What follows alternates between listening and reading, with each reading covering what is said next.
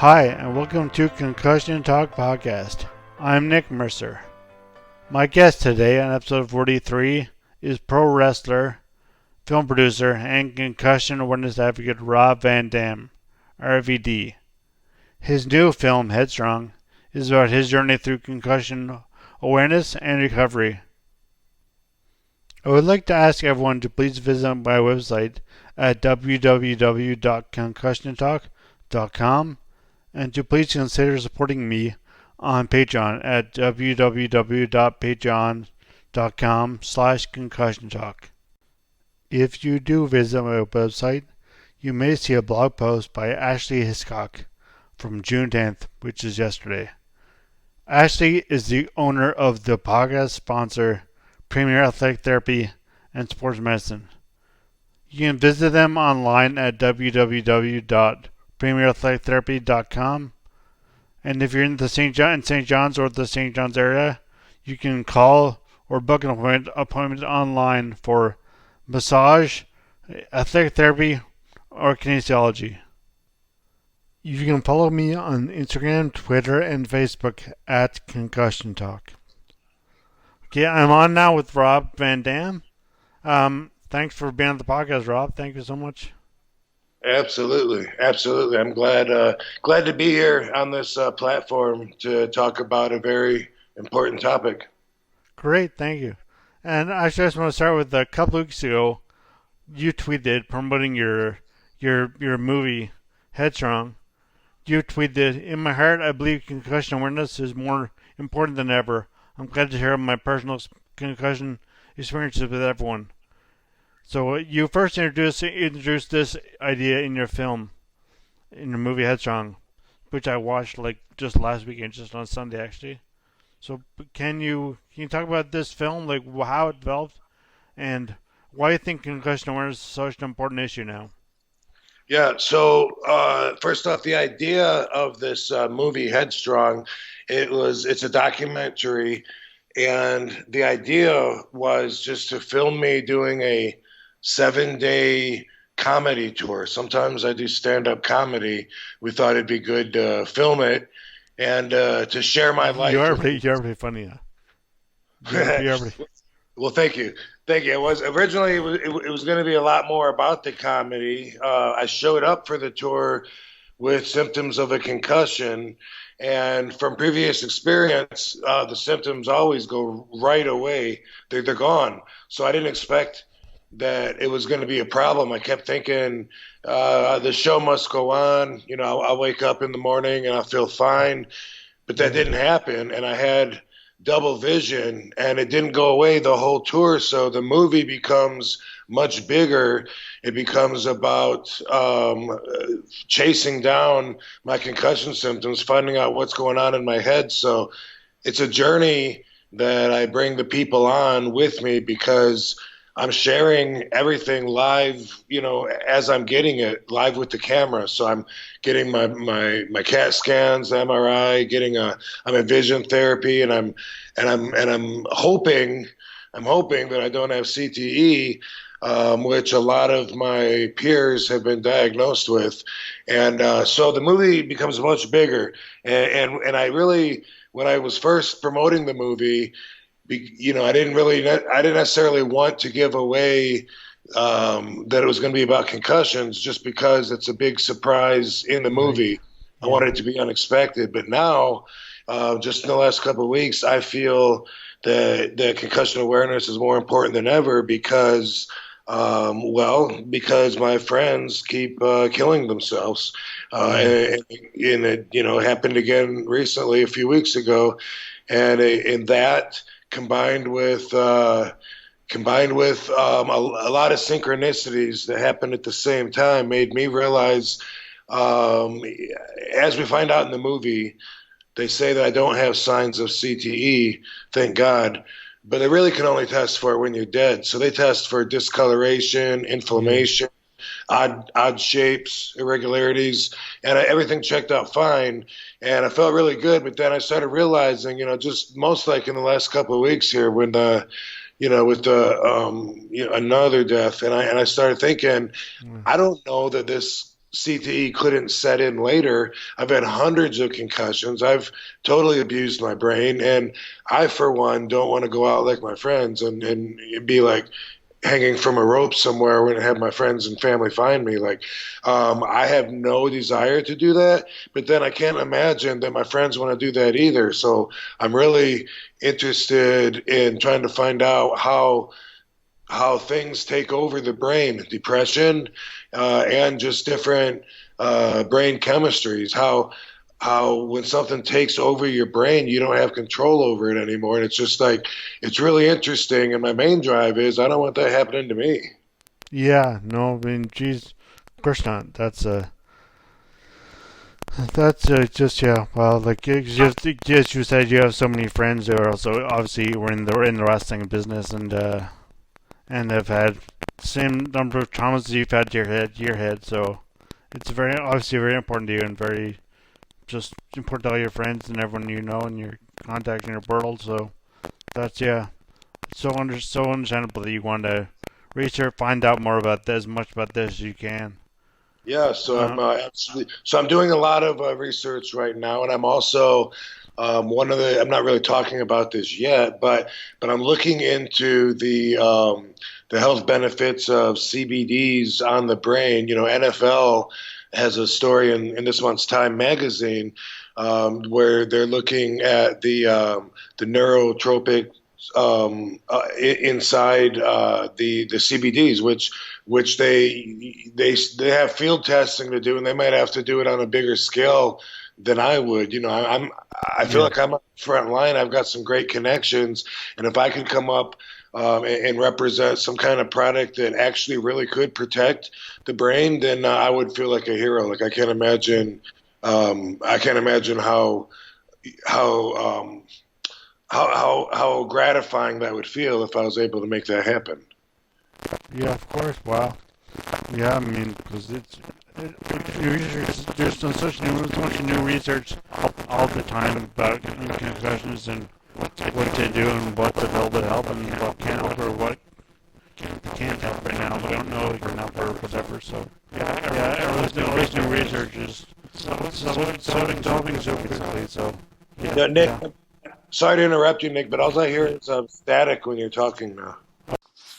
Okay, thanks, Rob. I was just we are just starting out an audio issue there, but I think we've got it sorted out now. But I was gonna ask you. So you said, and for you and your colleagues and friends, you said many concussions. So how many concussions do you think you've had? I made a count several years ago. This is probably 10 years ago or so, because you know I've donated my brain and spine to the research, to the concussion sports legacy institute in Boston, and so I have to do these annual interviews. There's two interviews every year that we have to do to keep our profile updated, and they some of it's cognitive testing, and then others just personal questions. And when they asked me to figure out how many concussions I had, I actually took a lot of time and thought about it, and I figured I had more than 500. And like I said, that was like 10 years ago. I've had it quite a few since then as well. Oh, geez, that is a lot. So It used to be every night, and I really didn't know anything was wrong with it. I just thought it was part of the job. Like, you know, we would hit each other in the head with chairs, and I knew for sure when that chair was coming that that I was going to get knocked silly. You know, sometimes I'd be in the ring, I get hit the head with the chair, bam, and everything would be like slow motion. That's happened so many times. Or sometimes the sound goes out, or sometimes the room's spinning, but I never knew that I was doing that much damage. Believe it or not, I thought since I was tough enough to make it through the moment that I thought, well, hey, at least I have a job showing showing this strength, you know, this durability that people buy tickets to watch, you know. But of course now I know better, and I was doing a lot of banging around in my skull and a lot of bruising on my brain. And so I'm thankful that I don't have any obvious signs of anything like a lot of my friends. A lot of my friends, for years, they've told me they know they've got long-term concussion damage, which of course is not the same thing as a degenerative CTE. When you have that, it's degenerating, you're going downhill. With some of the long-term symptoms of concussions, you can have that and have effects. My vision still is a little bit different. Like, it changed my vision, but at the same time, that's different than the CTE. Yeah. Actually, an interesting point there. I didn't have a concussion, but I had I was in a coma in 2003, and that's where my brain injury came from. I guess it came from when I hit my head against a tree, but in a coma, and I've had double vision since 2003, so for the past 16 years. So wow, there's a lot of I know your double vision issue. I know how annoying it is, but yeah, we were saying earlier in the movie, the way you in the movie, and the way I mentioned you earlier, that I thought was fascinating was watching you go from someone in the movie itself, even just saying, "Oh, my dull vision will go away tomorrow. I had a headache, it'll go away tomorrow. You'll find tomorrow." And you realized that. So when it was that you realized that, you know what, this is not going away as quickly as I thought, and I should take these more seriously. And then with all my other concussions. When did you finally realize that, you know what, this is not good, not right? I should really pay more attention to this. Yeah, as you see in the movie, at the end of the 7-day tour, I was still kind of blowing it off. Like, I was thinking, okay, this might be serious, but at the same time, I remember when I'm getting interviewed saying, when I get home, if it goes away, then maybe I'll forget to go get checked out. I can see. Yeah.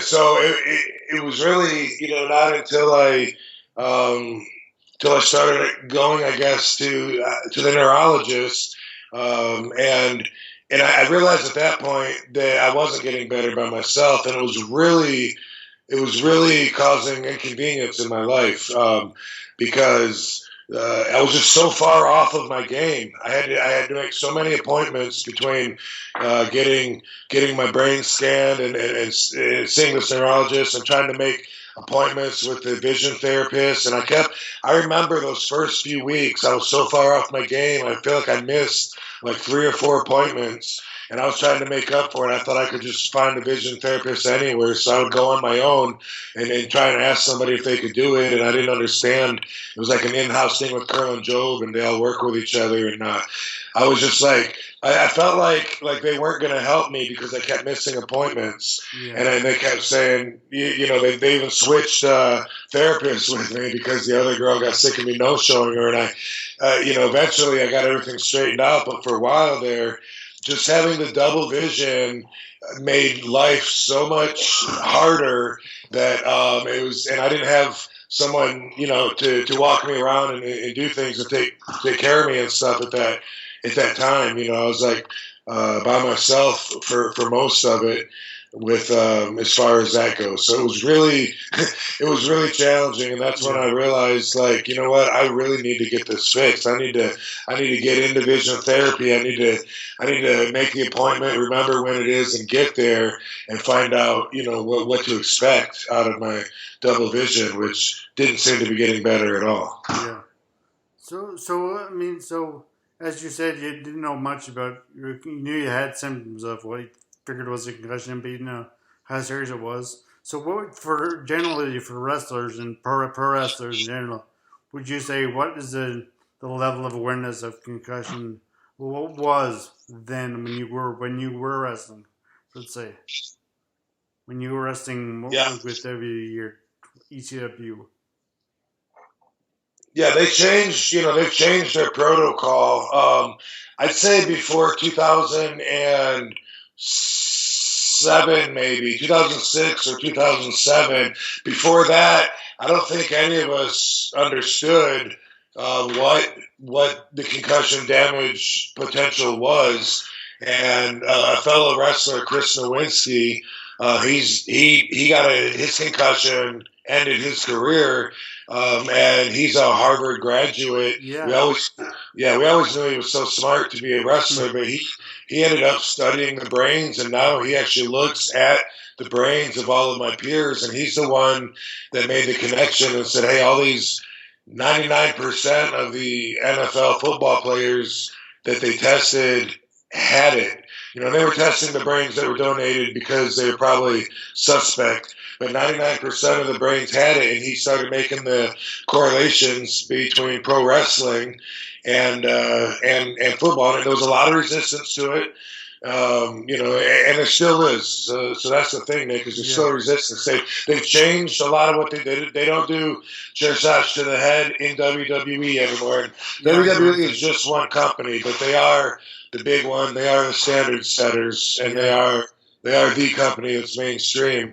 Now, when you have a concussion, they don't let you back in until you pass some kind of testing to show that it has subsided. So there is a lot more awareness than there used to be, and when I was with WWE, they also had some a little bit of class time, to teach us about how important concussion protection and awareness is. It's still getting resistance. So there's a class action suit that many former wrestlers or wrestlers have joined trying to sue WWE, and because of that, WWE is very defensive about it. So when you mention the word concussion, it's almost like a swear word around there. And I feel like it needs to be the opposite, because I feel that just through sharing my experiences, I'm realizing that I'm helping people so much. I didn't realize that when I made this movie. I didn't even know at first if I wanted to edit all the concussion parts out of it and maybe keep it about my comedy tour like it was going to be. But after people watch my movie and they tell me how much I've helped them deal with their depression, or have them, just start talking about their concussions. Like, I realize now more than ever that it's a really important thing. Before, I wanted people to see my movie because I wanted to get reimbursed, for my hard work. Yeah. Now I really, want to try to make a change. Yeah. Well, geez, no, it's very important. But it's tragic, especially for such high contact sports like wrestling. And I think it's what you're doing, and admirable thing. I was going to ask you a bunch of questions about like standard process recovery and has it changed, but you've answered those. Has it changed, and how much awareness is there? So I'm going to ask you about if were you worried about CTE before you talked to Chris? Did you have any knowledge of it?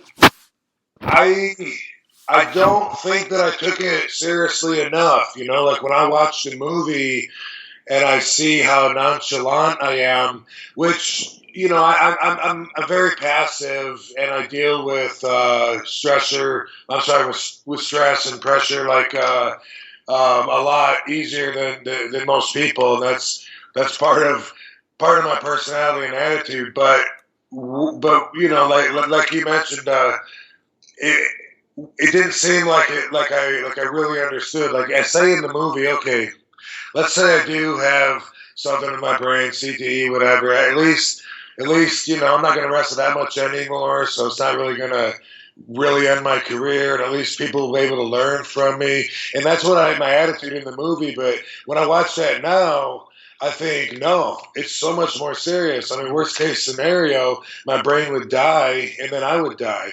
Yeah. It's like when I watch myself on that movie, I almost feel like I was just like in a bubble. I watched this movie that Chris Nowinski made, a documentary called Head Games. Yes, and in that, you're familiar with that movie, right? Yeah. Oh my God! When I watched that football player that can't tell you the 3 consecutive months or what number comes after, is just watching that like really woke me up. It really woke me up, and I thought, I guess that could potentially be me.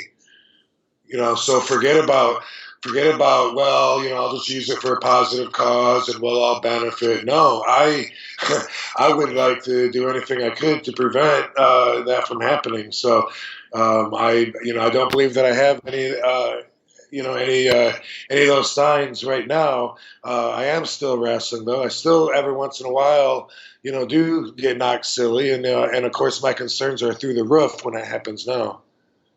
Yeah, actually, that leads me to my question. Your wrestling, your attitude, your style of wrestling is very it's just extreme. We're seeing kind of it's wild. You jump on, seeing you jump on floor with 20 feet up and well, it seems like 20 feet up at least, and guardrails and this barbed wire and stuff. So well, my first small question is how many broken bones have you had? This is just a general question. Well, so most of those, Nick, honestly, I probably didn't get diagnosed. I learned early in the business when I was, 20. I was 20 years old. I had just turned 21, actually.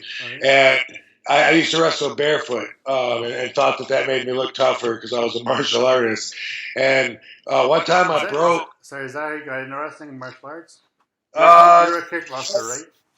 That is what happened. I actually got into kickboxing to get into the ring because I wanted to be a wrestler when I grew up, and then I became a martial artist, and then I eventually did get into wrestling, and I thought I was at a fork in the road. I thought maybe I'll be a pro wrestler, maybe I'll be a pro kickboxer because I was pretty good at that too, and wrestling took off for me. Back in the day, though, when I was barefoot, I broke my second toe, my second biggest toe, and it was like at a right angle. It like folded over. It folded over my other toes, and I'd never seen that before at that age. And I broke my thumb. It freaked me out, and I actually canceled the match that I had that night, and I got so much gruff, so much. I got ridiculed so much by the wrestlers and the promoter. Are you kidding me? You don't cancel a match because of a broken toe. He said you just tape it to your other toe and keep going. And so most of my career, I had that philosophy. If I could keep going, then I felt like I wasn't hurt. And because of that, I have all kinds of little cracks and compressed discs and bone splinters and arthritis, stuff that shows up on MRIs. Yeah. But I've had to wear a cast a few times on my feet. I've broken my wrist. Had to wear a cast there. The cast broke off in the match, and then I just left it off. But I've had one surgery, and that was an ACL replacement. How long did that take to recover from? I took a whole year off. It was the ACL, which they replaced with my own patella tendon. That takes a little while longer to heal. Yeah, but it's a better way to do it than the cadaver ACLs. At least a lot of my friends have had to get the same ones done 3 or 4 times because they had the cadavers because they returned too soon. And so I took a full, and it was a meniscus, torn meniscus as well. So took a little extra long on that one, but a full 12 months, and I'm glad I did because after I returned, I pretty much forgot that my knee was even hurt before. Yeah, well, obviously your style of wrestling is very high risk, and that's why it became such a value wrestler, a high risk, high reward style of wrestling. So. But that also leads to those copious bones you've broken, but your head trauma as well. So, knowing what you know now about brain trauma, or just brain trauma, really, would you treat your style of wrestling differently, or would you try to modify it at least somehow? So moving forward, I would definitely. Change some things to protect the head. You know what I mean? Like I don't take chair shots to the head anymore. Yeah. And by the way, when I first went to WWE, Vince McMahon told me to quit taking chair shots to the head. Right. A lot of people want to blame Vince and think that everything is his fault. He told me right when I got there at WWE, put your hands up on those chair shots, and I was too headstrong. I was like, oh, come on, Vince, I can take it. I'm tough. And he said, no, I'm telling you, put your hands up. So he really he really did care about safety, and that was way back when I first started with him. But moving forward, I would try not to get concussed. I would definitely be more aware. But the sad thing is, I was thinking about this. Would I do it all over again? And I kind of, at this point, I kind of think I would. Now, if I end up with my brain deteriorating and I can't remember my name, I'm sure I'll feel different. Yeah. No, that's very true. So, and at that point, you wouldn't be able to say, you wouldn't really want to know that you can say no, or that True. you can say so. True, but at this point, I think about all the damage I've done to my body and beating up, my head, my back, everything. But also, what a great life I've had and still do have. And so, when I think about that, I'm like, would I do it all over again the same way? And I guess I would, because I think if you change something in the past with the butterfly effect, you might not be right where you are right now. And you're an entertainer, so that was like your. Did you always want to be an entertainer or a athlete, wrestler? Well, I don't think I thought about entertaining very much before I got into wrestling. I know I wasn't an athlete. Like throughout high school, I didn't join any of the athletes, any of the school sports. If I did, I didn't stay very long. I joined high school wrestling because I wanted to be a pro, but then it was inconsistent. It was not conducive to my values because I was 160 pounds. They were telling me I could drop down to 130, and I was saying, I want to weigh 230. I'm going to be a pro wrestler. And so, and because of that, because all the wrestlers in high school, they would Michigan State, it was doing really well that year, like in the finals. So they took it really seriously. They would wear 8 sweatshirts and run all day and make themselves throw up and take X-Lax. And I quit because of that. I said, I'm growing. I've only got so many years where my body is still growing. I don't want to deprive myself of nutrients now. So anyway, I was wrestling for quite a while before I realized that the other wrestlers looked at me as athletically gifted. And so I just, I went with it. Yeah, I was going to say you went with it, yeah. So do you think you've helped raise awareness, or just awareness has been raised in the, not necessarily WWE, but like pro wrestling in general? I'm sure that I know that it has, but not to the extent that it needs to be. It's really weird how some things are just glassed over. And, I mentioned just a few weeks ago, a wrestler killed herself, and there's not much information coming out at all about it. But what is coming out is they're saying they think it was a deep depression because she had 9 concussions. And that sounds like as good of an excuse as any as to why somebody that appeared so happy and fine, would want to take their own life. I mean, I'm sure you probably heard about the Chris Benoit tragedy. Yeah, I did. I think that was the first time that we really started looking at the potential dangers that could follow having CTE. Because I knew this guy. I couldn't see him killing his family, his wife, his kid, and then himself. I didn't believe it. Yeah. I totally didn't believe it. And then when I started hearing the theories about how the tau protein sits on your brain and it blocks the information, and it's like having Alzheimer's or something like that, and I started seeing a possible way where maybe his brain was taken over. And the thing is, there's other.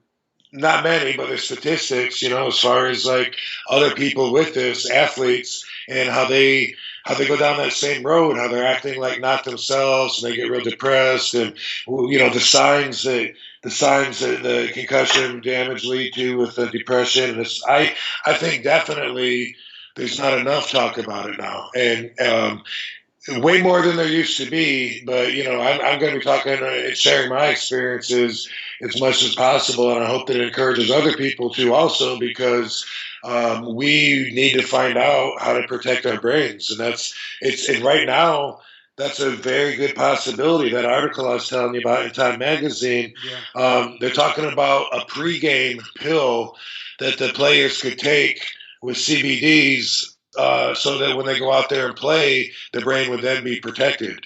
And, things like this are always on the table way too long before they're released to the public because they got to make sure that they're making money to make up for everywhere where they're losing money. That's the way pharmaceutical, the big pharma and the whole government runs. So that's where we're at right now. But I'm going to try and accelerate as much as I can and keep that concussion conversation open. Well, it's definitely an important conversation to keep open. So you have a great platform to talk to just anybody, but also to younger wrestlers getting into the sport and the entertainment business now. So, what would you say to a young wrestlers like you said, like 20 years old or just starting off, and what would you say to them about the business and about pro wrestling in general? Yeah, well, I think that pro wrestling is and probably still should be like the toughest people on the planet. It shouldn't be something that just anybody could do. And people get hurt all the time with it. Some people get hurt more often than others. You know what I mean? So it is something that I think should be rough because of its nature, because of what it is. I don't want to see pro wrestlers wearing Nerf gear, and bouncing off of each other. But what I would tell anybody, especially young wrestlers that are getting into the business, my takeaway from watching this movie that I made, Headstrong, my takeaway, what I learned the most, and I thought that I knew a lot about concussions. Like I said, I'd already donated my brain and spine years ago, but I think I made every mistake you could make, and I think that's why my symptoms stuck around so long. When you get a concussion, you need rest, and you need to make sure to not stimulate your brain. For some reason, I felt the opposite. Like I could see fine out of either eye, but if I opened up both eyes, I saw double. And so something was telling me that my brain needed to be revved up, like it was. I felt like my brain was like a car engine that was sputtering, and I just needed to hit the gas or whatever. So I don't know. I tried to read. I tried to watch TV. I even took an Adderall because I thought that my brain needed to be fired up. And then, even though Chris Nowinski told me don't do the comedy tour, which was like 2 or 3 days after I whacked my head, it's not. I never cancel a show. That's show business. The show must go on. Like I said, if I'm able to work, then I'm not hurt. And I use that same philosophy. And I did the comedy tour, and it was brutal. I had lights shining, right in my eyes, like so bright they were burning my head. And I was seeing double like the whole time. And every time I'd wake up, I'd be so surprised, like, wow, the symptoms still aren't gone. But when I look at it, and the symptoms, by the way, lasted at least a year and a half before I stopped doing vision therapy. And I was still getting results when I stopped. But I really believe if I would have just rested right away, put myself in a dark room and try to just close my eyes and relax and rest, I really think that my symptoms probably wouldn't have stuck around and lasted so long. I think I made it worse by not doing what you need to do to take care of a concussion. Right. Yeah. No, that makes sense. So, speaking of you were saying you're resting. So, did you find that fatigue is an issue for you? Were you really tired during the tour? It was mostly just the vision was bothering me. But outside of that, as far as like being on stage and telling jokes and performing, I really didn't have a big problem with that, So I guess I impressed myself in that way because I feel comfortable on stage and I'm not like real nervous, so it didn't.